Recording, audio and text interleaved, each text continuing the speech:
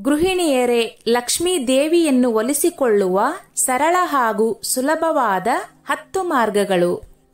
ಲಕ್ಷ್ಮೀದೇವಿಯ ಆಶೀರ್ವಾದವನ್ನು ಪಡೆಯಲು ಯಾರಿಗೆ ತಾನೇ ಇಷ್ಟ ಇರುವುದಿಲ್ಲವೇ?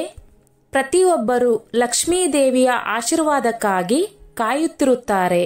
ಆದರೆ ಸುಲಭವಾಗಿ ಲಕ್ಷ್ಮೀದೇವಿಯ ಆಶೀರ್ವಾದ ಪಡೆಯುವುದು ಹೇಗೆ? 1.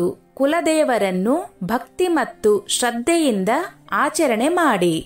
ನಮ್ಮ ಹಿರಿಯರು ತಲೆ ತಲಾಂತರದಿಂದ ಆಚರಣೆ ಮಾಡಿಕೊಂಡು ಬಂದಿರುತ್ತಾರೆ. ಆ ಕುಲದೇವರ ವಾರ ಮತ್ತು ವಿಧಿವಿಧಾನ ಯಾವ ರೀತಿ ಪೂಜಿಸಬೇಕು ಎಂಬುದನ್ನು ನಮ್ಮ ಜೀವನದಲ್ಲಿ ಅಳವಡಿಸಿಕೊಳ್ಳಬೇಕು. 2. ನಾವು ವಾಸ ಮಾಡುವ ಊರಿನ ಗ್ರಾಮ ದೇವತೆಯನ್ನು ಆರಾಧನೆ ಮಾಡಬೇಕು. 3. ಮನೆಯಲ್ಲಿ ತುಳಸಿ ಗಿಡದ ಪಕ್ಕದಲ್ಲಿ ವೀಳ್ಯದೆಲೆ ಗಿಡವನ್ನು ಹಾಕಿ 2ಕ್ಕೂ ಪೂಜೆ ಮಾಡಬೇಕು. 4. ದೇವರ ಪೂಜೆ ಮಾಡುವಾಗ ನೈವೇದ್ಯ ಇಟ್ಟು ಪೂಜೆ ಮಾಡುವುದು ಬಹಳ ಉತ್ತಮ. 5. ದೇವರ ದೀಪ ಹಚ್ಚುವಾಗ 1 ಲವಂಗ ಹಾಕಿ ಹಚ್ಚಿ. ಇದರ ಸುವಾಸನೆ ತಾಯಿ ಲಕ್ಷ್ಮೀದೇವಿಗೆ ತುಂಬಾ ಪ್ರಿಯವಾದ್ದರಿಂದ ಆಕರ್ಷಿತಳಾಗಿ ಮನೆಯಲ್ಲಿ ಸದಾಕಾಲ ನೆಲೆಸುತ್ತಾಳೆ. 6. ಗೃಹಿಣಿಯರು ತಪ್ಪದೆ ಅರಿಶಿನ ಹಚ್ಚಿಕೊಂಡು ಸ್ನಾನ ಮಾಡಬೇಕು. ಸಾಧ್ಯವಾಗದಿದ್ದರೆ ಮಂಗಳವಾರ ಶುಕ್ರವಾರವಾದರೂ ಮಾಡಬೇಕು. 7. ಮನೆಯ ಹೊಸ್ತಿಲನ್ನು ತುಂಬಾ ಸ್ವಚ್ಛವಾಗಿಡಬೇಕು. ತುಂಬಾ ಕಳೆಕಳೆಯಾಗಿ ಇದ್ದಷ್ಟು ಹೆಚ್ಚು ಲಕ್ಷ್ಮೀದೇವಿಯು ಒಲಿಯುತ್ತಾಳೆ. 8. ಯಾವುದೇ ಕಾರಣಕ್ಕೂ ರಾತ್ರಿ ವೇಳೆ ಮೊಸರನ್ನ ತಿನ್ನಬಾರದು.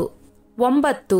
ಸದಾಕಾಲ ಧಾನ್ಯ ತುಂಬಿರಲಿ ಎಂದು ಲಕ್ಷ್ಮೀದೇವಿಯಲ್ಲಿ ಪ್ರಾರ್ಥಿಸಿ 1 ಕೆಂಪು ಬಟ್ಟೆಯಲ್ಲಿ 108 ಲವಂಗ ಹಾಗೂ 11 ರೂಪಾಯಿ ನಾಣ್ಯಗಳನ್ನು ಹಾಕಿ ಇಟ್ಟರೆ ಧನಧಾನ್ಯ ನಿಮ್ಮ ಮನೆಯಲ್ಲಿ ಸದಾಕಾಲ ಸಮೃದ್ಧಿಯಾಗಿ ಇರುತ್ತದೆ. 10. ಲಕ್ಷ್ಮೀ ಸ್ತೋತ್ರವನ್ನು ಪಠನೆ ಮಾಡಬೇಕು. ಇದು ನಿಮಗೆ ಲಕ್ಷ್ಮಿಯನ್ನು ಒಲಿಸಿಕೊಳ್ಳುವ ಬಹುಮುಖ್ಯ ಅಂಶವಾಗಿದೆ. ಗೃಹಿಣಿಯರೇ, ಲಕ್ಷ್ಮೀದೇವಿಯನ್ನು ಒಲಿಸಿಕೊಳ್ಳುವ ಸರಳ ಹಾಗೂ ಸುಲಭವಾದ ಮಾರ್ಗಗಳು.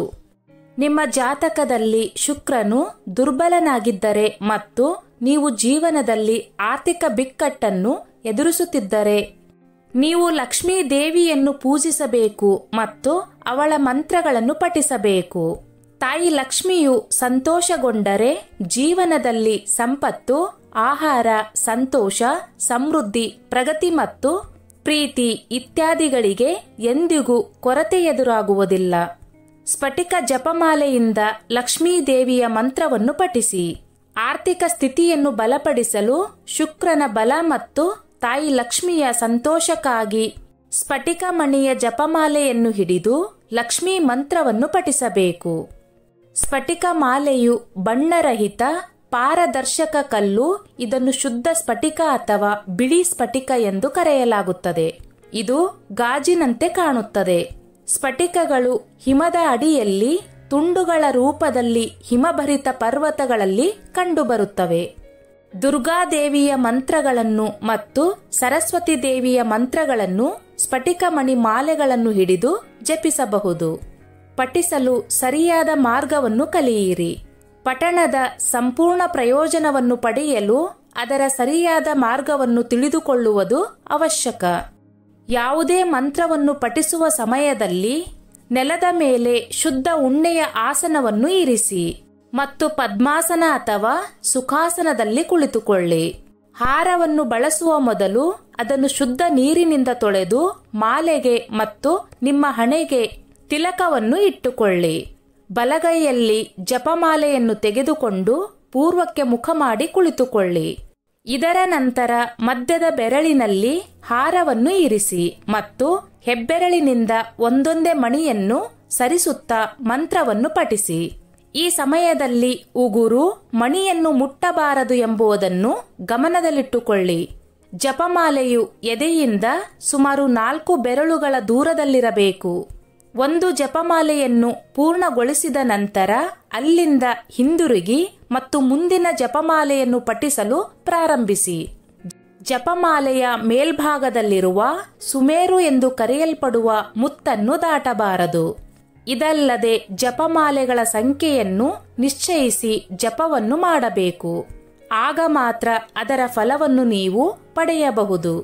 ಲಕ್ಷ್ಮೀ ದೇವಿಯನ್ನು ಮೆಚ್ಚಿಸುವ ಮಂತ್ರಗಳು: ಓಂ ಶ್ರೀಂ ಹ್ರೀಂ ಕ್ಲೀಂ ಶ್ರೀ ಸಿದ್ಧಲಕ್ಷ್ಮಿಯೈ ನಮಃ. ಲಕ್ಷ್ಮೀ ದೇವಿಯ ಅನುಗ್ರಹವನ್ನು ಪಡೆದುಕೊಳ್ಳಲು ಇಚ್ಛಿಸುವವರು ಈ ಮೇಲಿನ ಕ್ರಮಗಳನ್ನು ತೆಗೆದುಕೊಳ್ಳಬಹುದು. ಇದರಿಂದ ಅವರು ಲಕ್ಷ್ಮಿಯ ವಿಶೇಷ ಅನುಗ್ರಹಕ್ಕೆ ಪಾತ್ರರಾಗುತ್ತಾರೆ. ಸ್ನೇಹಿತರೆ, ಈ ನನ್ನ ಮಾಹಿತಿ ನಿಮಗೆ ಇಷ್ಟವಾಗಿದ್ದಲ್ಲಿ ದಯವಿಟ್ಟು ಶೇರ್ ಮಾಡಿ, ಲೈಕ್ ಮಾಡಿ ಮತ್ತು ಸಬ್ಸ್ಕ್ರೈಬ್ ಮಾಡಿ.